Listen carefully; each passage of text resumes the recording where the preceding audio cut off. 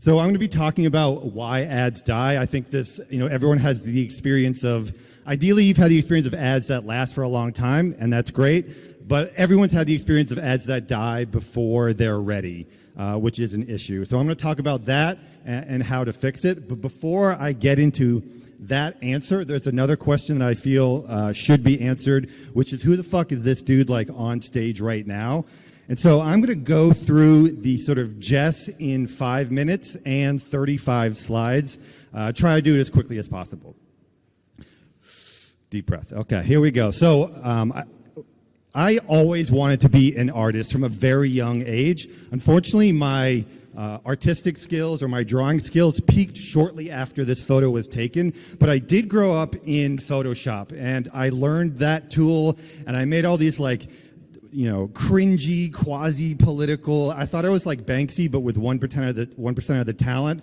And so it didn't really get me very far. But my first piece of stuff that I actually got paid for was doing concert posters for bands. I actually got paid like $10 for this garbage. I worked at this venue and I made all the concert posters for all the bands going through it. I made hundreds of posters. They started off terrible, but they eventually got a little bit better.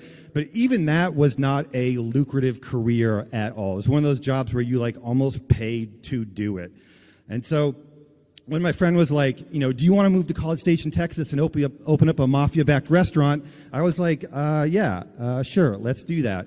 And so I did that for about 2 years, and it was an experience, and I got a lot of great stories out of it. Ultimately, it sort of didn't work out. I didn't get whacked, but I did get fired, which is probably for the best because my boss got whacked shortly after that.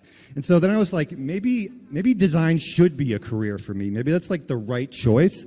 And so then I moved to Vermont, and I went to this, design agency, the coolest design agency in the entire state. And I was like, I will work any job I will start at the bottom, and I will work my way up. And they were like, sure, you're hired. And then I was operating this 12-head sewing machine, sewing Nike swooshes onto gym bags. And it was very clear that I had no sort of career advancement opportunities from this.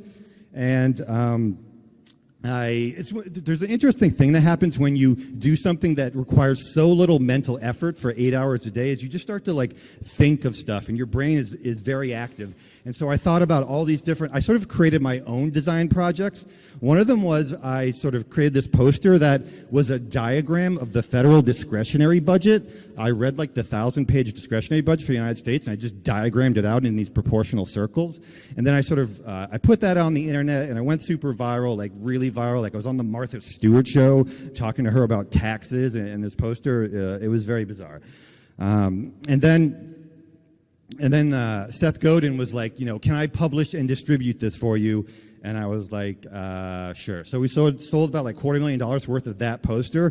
But what was really interesting is it turned me on to infographics. And I was really early in the infographic space. I was with Mint.com from launch to acquisition in 18 months, which was a wild ride. And the infographic space it's not about the data at all. It's really just about explaining something interesting or telling a story in an interesting way. The most popular one was why HDMI cables were so expensive. And then after we got acquired by Mintuit, I helped these guys start this other company called Visually, where I was the creative director, and it was like this data visualization constantly pivoting startup that was sort of going sideways, and I quickly got bored with it. And then I did learn this cool fact. So if you leave a startup early, you have to pay for the stock options or you lose them. In my case, it was $50,000. So Rabba, Alexa, stay put for a while, guys. You don't have to learn this lesson again. But after that, it felt like infographics was over, and I needed something to do. And I was like, who am I? What is my identity? And so I created this website where you could play Risk online with other people, and I grew that to 100,000 users, and then I sold it. And then I created this local social network, which I thought was going to be bigger than Facebook. I still do, but it clearly was not, and it was a huge failure, and I drastically overestimated how hard it is to get people to use your product. If you ever hear a voice in your head that's like, just build it and they will come, please seek a mental health professional, because that is an absolute lie. Trust me, I know from experience. Also, I created this chronoglyph, which was this weird way to visualize time and date. And eventually my wife was like, we just bought a house can you please get a real job? And I was like, sure. So I took a job at this very traditional ad agency. It was like Mad Men style, making commercials for like Gatorade and New Balance. And it was award-winning, air quotes, and it was Agency of the Year, air quotes. And it was very hard for me because they were doing stuff that worked for 20 years, and I was kind of running the digital department there, which didn't have any type of best practices whatsoever. And so occasionally, it was a bit hard, but occasionally I did go rogue and do some interesting stuff. We did this campaign on Reddit for this brand where we put out a bunch of ads and we opened up the comments for Redditors to talk about the ads or whatever. Sounds like a terrible idea. Actually was a terrible idea, but 4,000 comments later, it was like really successful for the brand, really successful for the Reddit platform. And the Reddit CMO was like, this is the most successful ad campaign in the history of Reddit. Will you come to our headquarters and teach us how you did it? And I was like, sure. So this is myself and Nikki and Rachel who helped run the campaign. Nikki's right there in the front row. And when I was like, you know what, we're really fucking good at our jobs here. We cannot have our ceiling be set by some gray-beard creative director whose best work was 20 years ago. And so we left. And that was 2 years ago. We started a marketing agency, a performance marketing agency called FireTeam. We started with 3 people, now we're 6 people. We have a bunch of fun clients ranging from like just launched to 9 figures. We have this YouTube show that Alexa talked about where we deconstruct ads called Adtopsy to figure out what is the sort of creative cause of death. We've had Dara on the show, we've had Raba on the show, we've had Alexa on the show, and then Alexa was like, will you come to Austin for Creatapalooza and talk about why ads die? And I was like, sure. I'm pretty agreeable, and so here we are, why ads die, to start this off. Just a vibe check, we're at like slide 38 of 96, or are we doing all right? Thumbs up? Okay. Just taking a sip. Okay, breath number 2, here we go. Just a quick warning, there is an excessive amount of metaphors in this presentation. Like there's a toxic level of metaphors. If we get to the end of this and you're like, so Betty White is the trunk of the baobab tree, and you actually understand what that means, you are going to be in a great place for next year. You're going to be totally set up. If you don't understand what that means, it's not you, it's me. I've clearly made a huge mistake.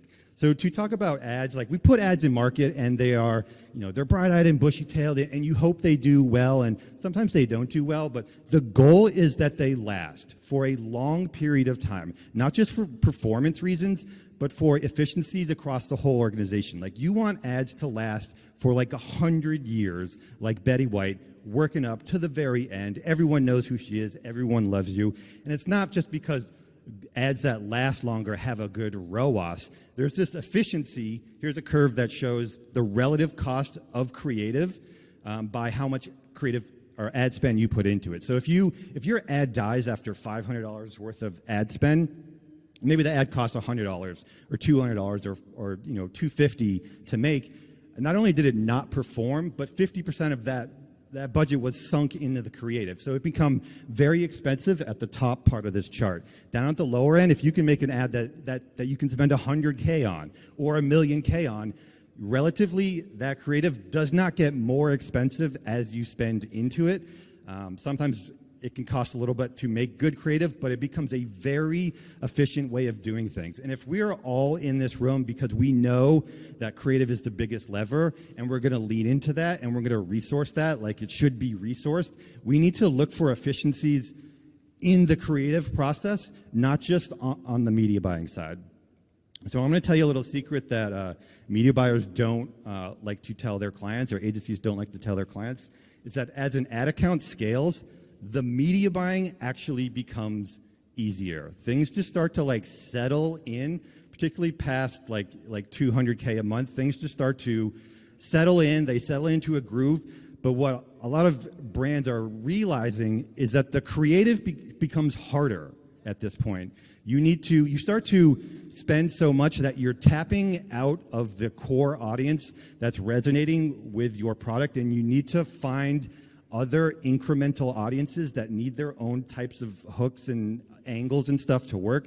And so you have to produce more creative to get less and less efficiency out of there, and it's very difficult.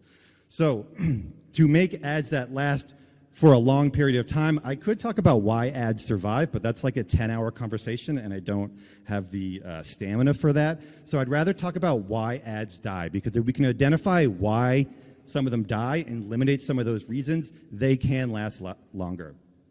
So I'm going to give you 3 options, and we'll see if you can sort of choose why ads die. Are they victims of ad violence is the first one. Do they get ad cancer and then die? Or do the platforms fail to efficiently find a buyer pool that resonates with a specific creative?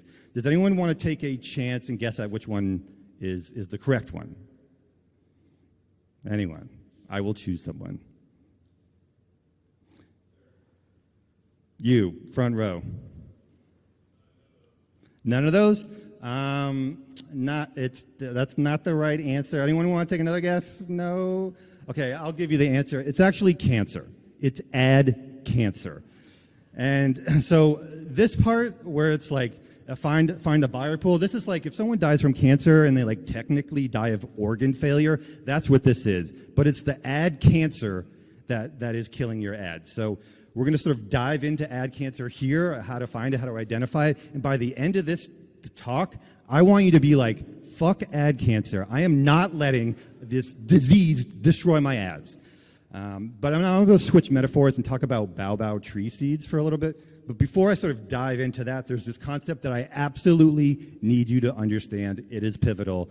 It is that every piece of creative that you make is already encoded with a certain level of profitable scale before you put it into market.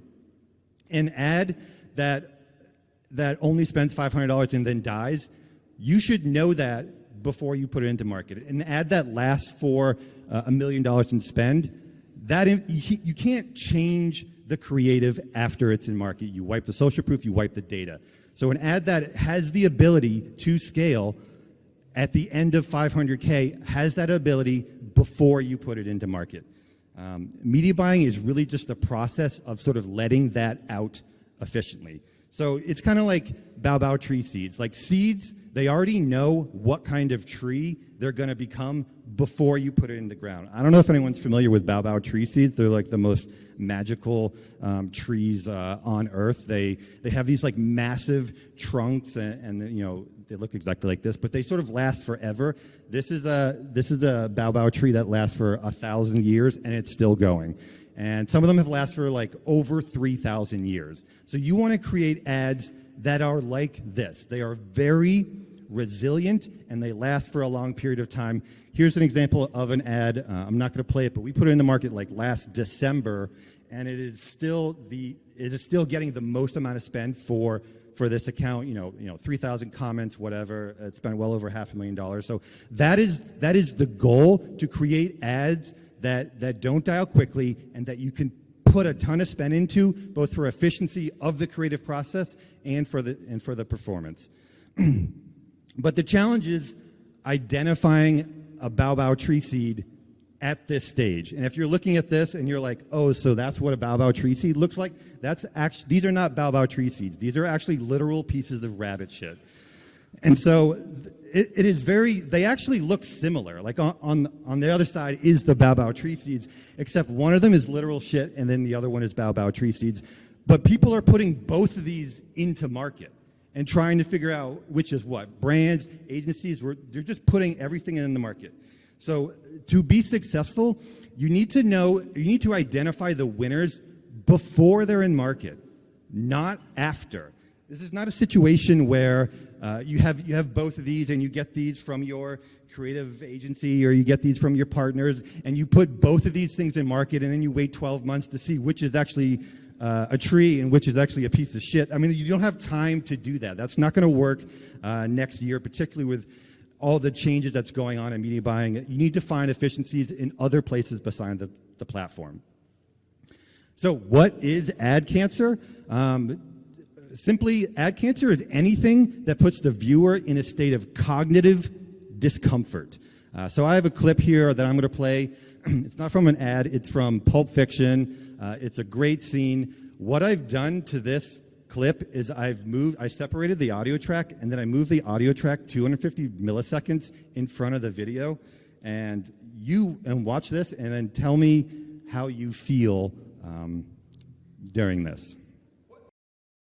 So if you tried to watch an entire movie like that, that would be literally unwatchable. And the brain is so complicated because I tried moving the audio 250 milliseconds behind, and you couldn't tell at all. But you move it ahead, and it becomes like an unwatchable mess. So this plays out in ads all the time. Not this example, but we're going to go through some ad cancer in ads. Here's an ad from The Gap pulled right out of their ads library. Let's just watch it. There's no audio. And it sort of loops from here. So let's identify what the ad cancer is here. So first of all, there's this hard full frame transition right in the beginning where it's like, here's something, and then here's something else, and then here's something else, which it just does not make me feel good. There's this janky, 5 frames a second lateral movement that's sort of happening. Generally, I think it's kind of too fast. The text is hard to read, particularly the white text over the white background of the moving stuff. It's not going to work. So clearly, this is not an ad that is going to last for $100,000. This is like stage 4 ad cancer. It's very easy to identify.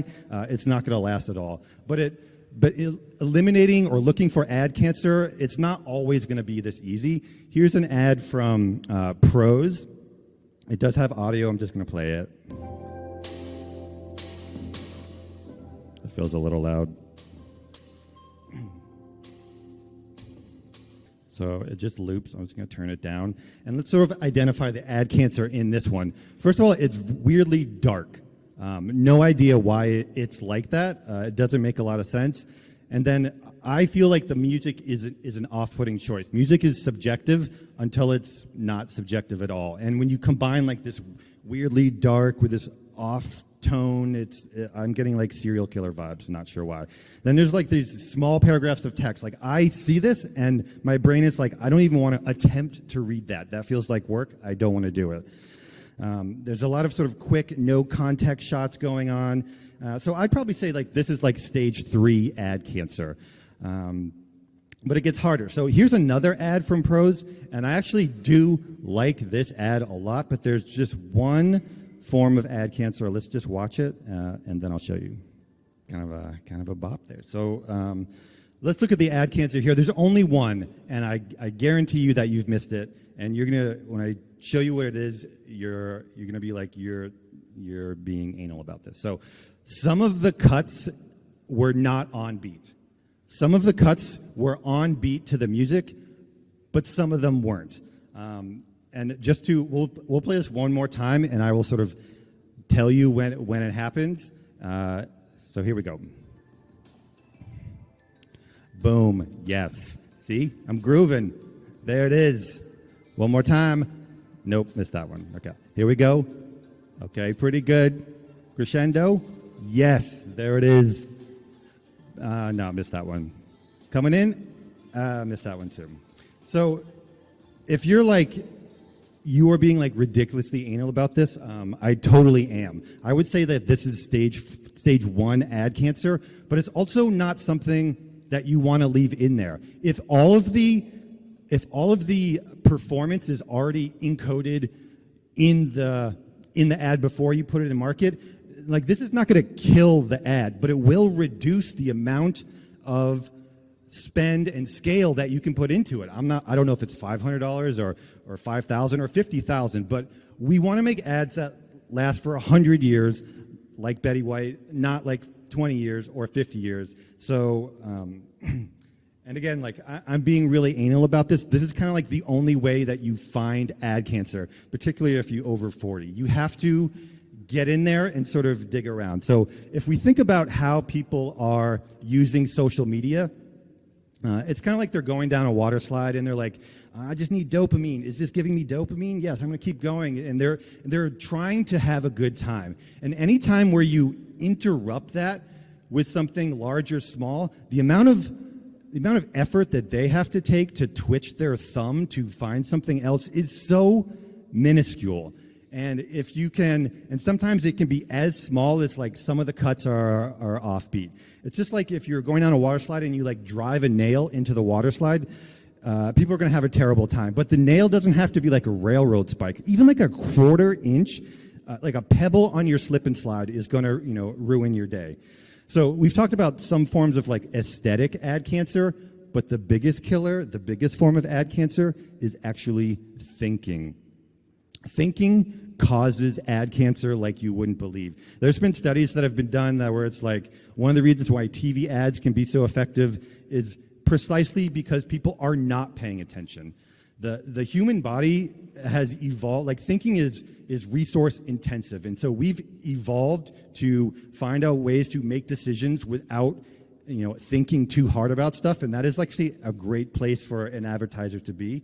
And the most insidious form of thinking ads cancer, it's confusion. The medical term is confusioblastoma. And so we're going to show some examples of what this is. And this one's actually, it's the biggest killer and it's the hardest to identify. So here's an example from another brand. So clearly an ad for a glasses brand, Look Optic. One of the reasons why, or a challenge that marketers have, particularly on the brand side, but also in the agency, is that they're so immersed in the brand, and they know the customers so well that they then they make ads that assume everyone else knows what's going on. So it's very important to review your creative and try and be as empathetic as possible and put yourself in the position of someone who knows nothing about the brand whatsoever. So let's break this down sort of shot by shot. So here we have Meet Cosmo. The brain is always working, and it's like a context-seeking missile, and if you don't give it context, it will make up a narrative and sort of seek that out. So I see this, and I'm like, Meet Cosmo, this woman is Cosmo. I don't know why it's capitalized, but we're going to keep going.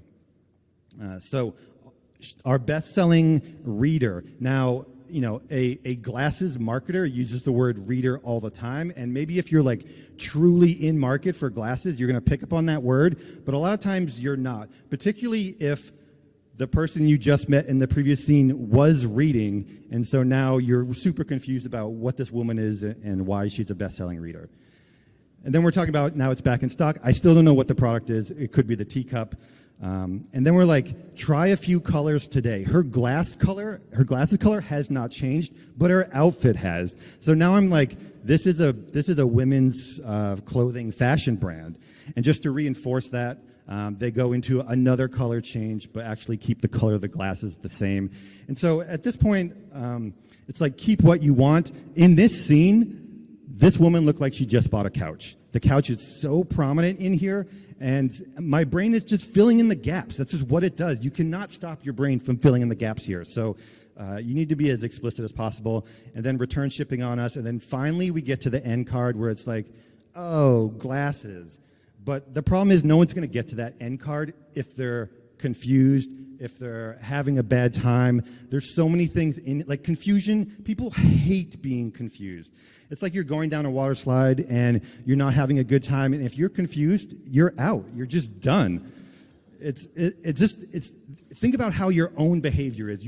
There's in social ads, it's different with like TV ads where it's like a 30-second spot and you don't want to like get up or whatever. But with social, it is so easy to sort of go find another water slide.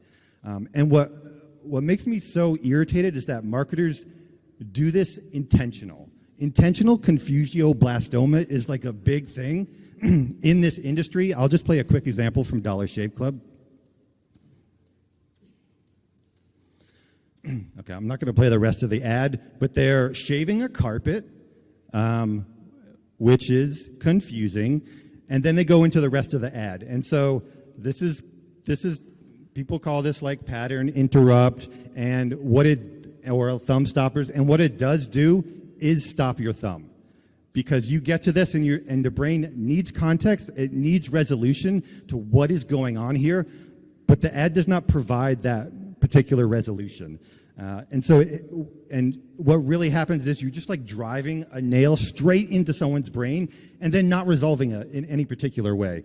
And then, marketers will look at the thumb stop ratio and it's like 40%. And what they think is that the consumers are like, haha, well played, brand, you tricked me, and now I will sit through the rest of your ad, which is not the case, which is not your own behavior. It doesn't work for performance reasons either. So let's talk about how to diagnose ad cancer, because it's a simple process, but it's hard to get good at.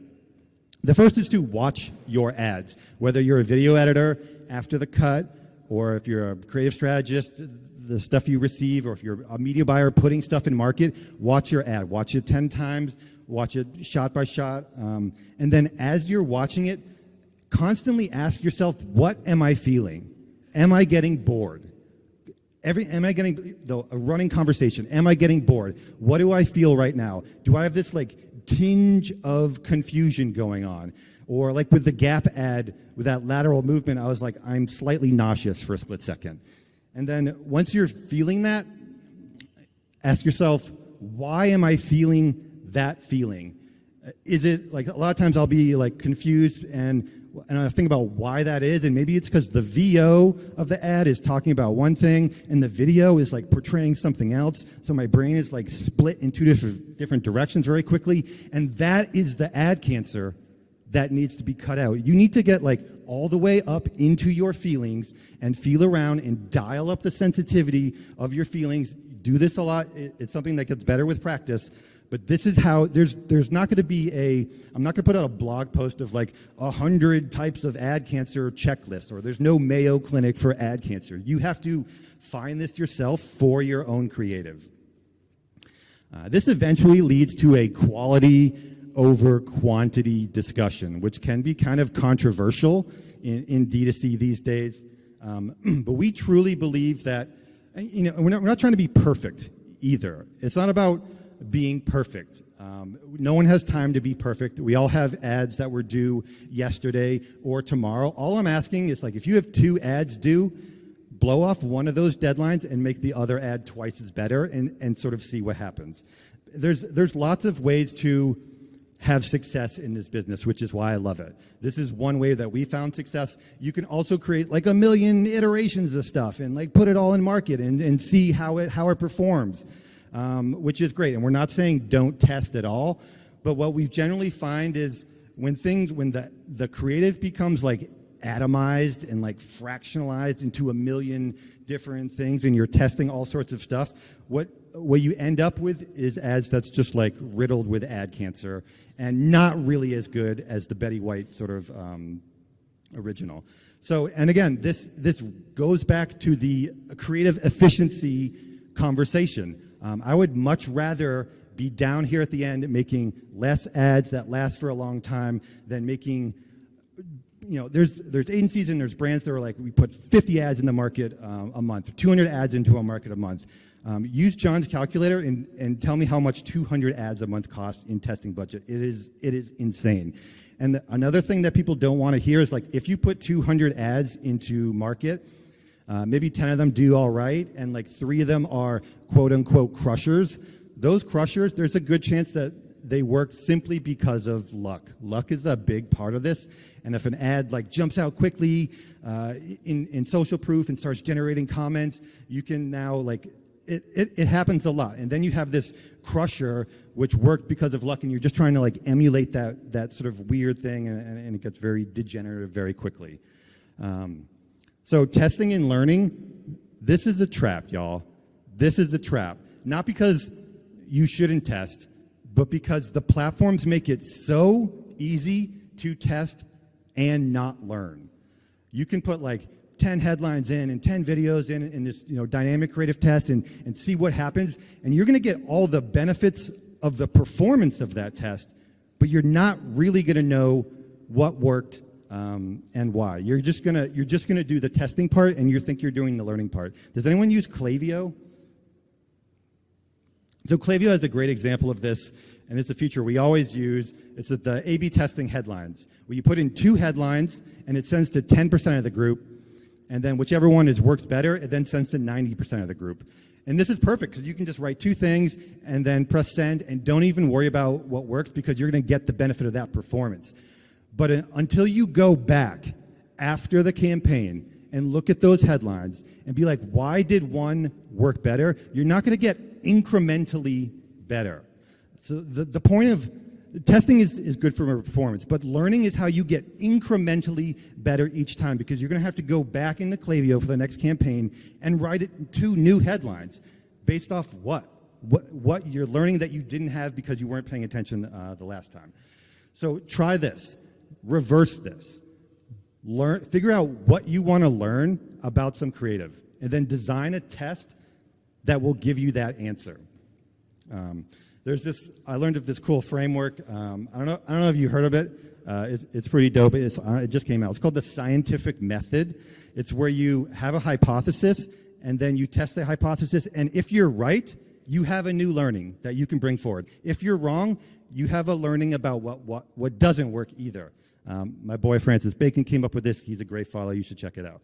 So what I want to challenge y'all to do is to come up with one Betty White, one unit that you feel is not like free of ad cancer, but you've gone through it and it's better. You put a lot of effort into it, and it also has a lot of different stuff going on. We find that ads that really scale are not the 15-second things based off a TikTok trend from 2 weeks ago. They have something in there for everyone. So I'm going to show you sort of, B-dubs is what my daughter calls them anyways. So I'm going to show you what a Betty White looks like, and then I'm going to go through it and sort of talk about what is all the sort of components in here. So quick testimonials. They don't need to drag on. Key lines, if you've got like great key lines, get them in there. If you've got brand lines that work, get those in there as well. A diverse set of creators. If it's all one monoculture, that feels like it's sort of exclusionary, so people need to see themselves in these ads. If there's marketing copy that's good, throw it in there. Features and benefits are good to have in there as well. And then if there's very specific features that people want to hear, this is like a period diary app, and then we're talking about privacy. It's sort of very relevant. Get those in there as well. If you have a founder that is decent on camera, that's part of the story as well. Get that in there. You probably can't hear this. That's okay. If you have a ton of reviews, get that in every single ad. Social proof sells like nothing else. More key lines. I mean, this is dragging on. As many key lines as you can get in there. So much social proof. A lot of different people. If this feels like this is a lot, it truly is.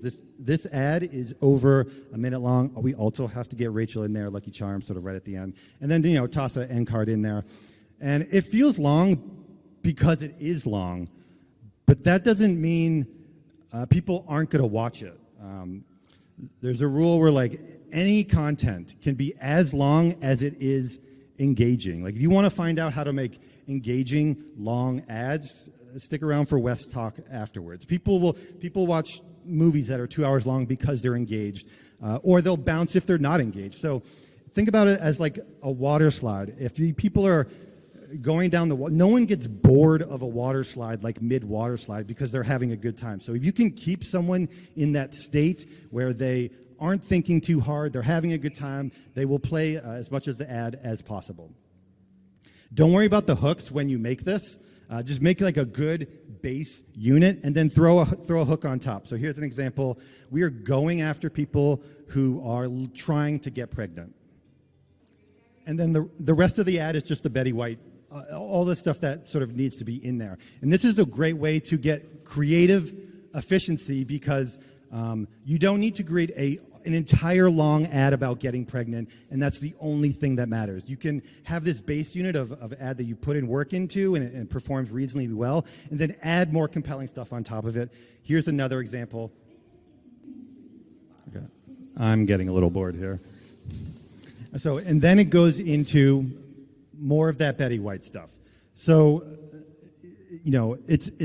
you need to find ways to produce better stuff at scale, and we found that this is an incredibly effective method. If the Betty White thing isn't like resonating to you, let's go back to baobab trees for real quick. Think of it as like the trunk of the baobab tree is this really resilient stuff that has something in there for everyone. And the top part is just kind of like the variation. Like the birds are flying over and all they see is the variation. That changes with the seasons, and there's different types of foliage for different types of birds. And then they land and like, this feels like a safe tree where I could make a nest on. I'm hoping that sort of makes a little bit of sense. So let's quickly recap what we've learned here is that ads are seeds. The performance information is encoded before you put it into market. Don't plant literal shit. It is very hard if you don't work at this to figure out what's what ahead of time. Nails cause ad cancer, especially thinking. Drive those nails all the way in there until they're flush as much as possible. You need to feel around for this stuff. You need to get your hands dirty and really dig for it. There's no shortcuts for this. You have to feel it. Betty White sort of has it all. And then lastly, test with baobab trees. So just going back to the beginning, if I'm like, Betty White is the trunk of the baobab tree, raise your hand if that kind of makes sense to you. Okay, perfect. You guys are going to do so well next year. It is unbelievable. But for the few of you that didn't raise your hand and you're like, Jess, I'm so confused about how to fuck my ad cancer. Do I send Betty White down a water slide? Can we please talk about it over a beer or two? I'm going to be like, sure. Thank you for that. If you take out your phones and scan this or go to bit.ly/baobab trees, there's a Notion doc with links to different Betty White examples. These slides in particular, I don't know why you'd want to run through these again. Also, this merch, I created an agency to make merch, and I have a few of these to give away, so head to that link and shoot me an email with your address and size, and we can certainly make that happen as well. Yeah.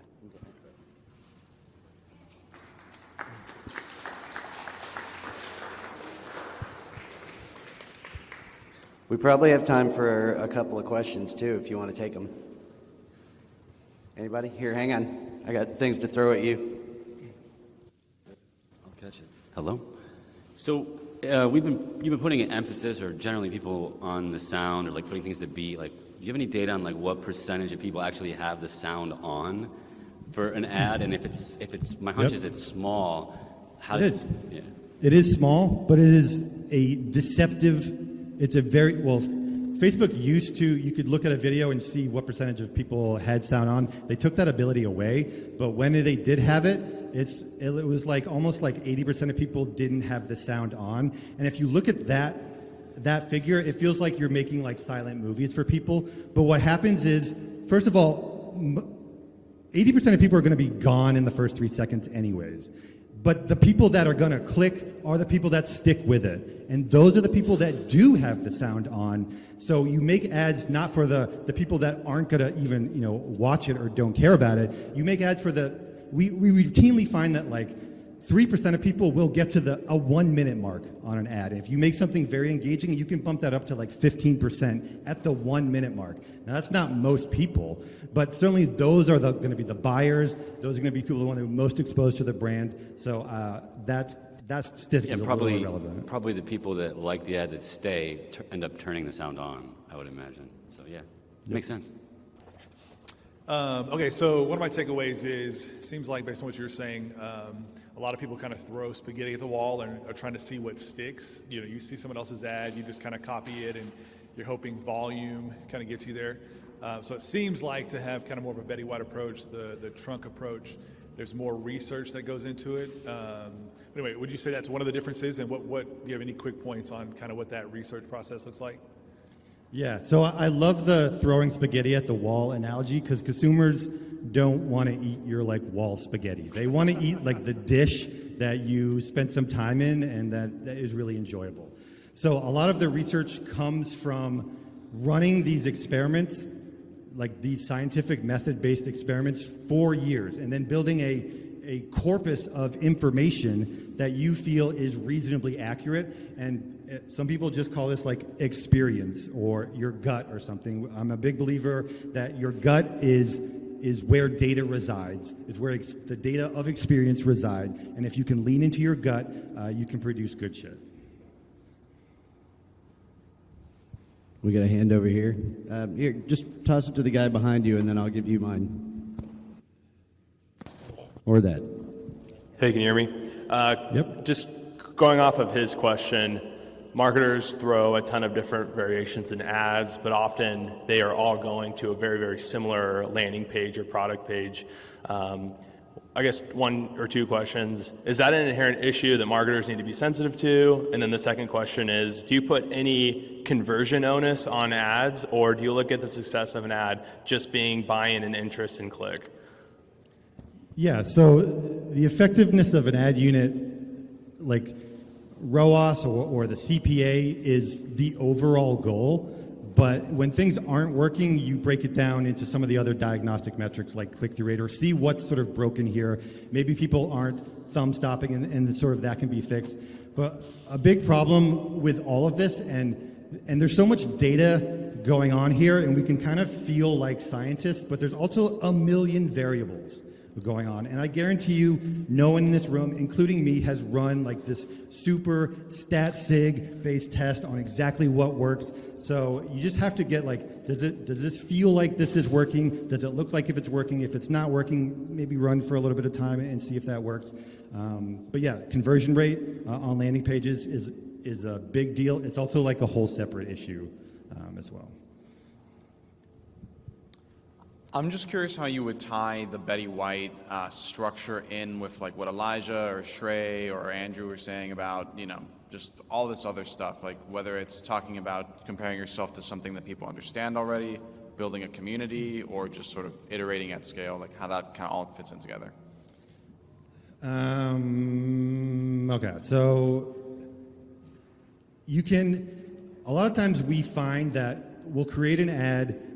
Like the second example of the period diary where she had a very specific talking point about apps feeling like they were for kids. Some people are going to resonate with that particular point, and that is going to earn you the right to show someone more marketing or salesy type stuff. They may not last until the end, but you can't make a minute-long ad and expect people are going to watch it if it's like all sales. You do have to earn that trust, and you do have to earn their watch time, which is why I kind of hate the like confusing stuff in the beginning, because I feel like you're doing the opposite.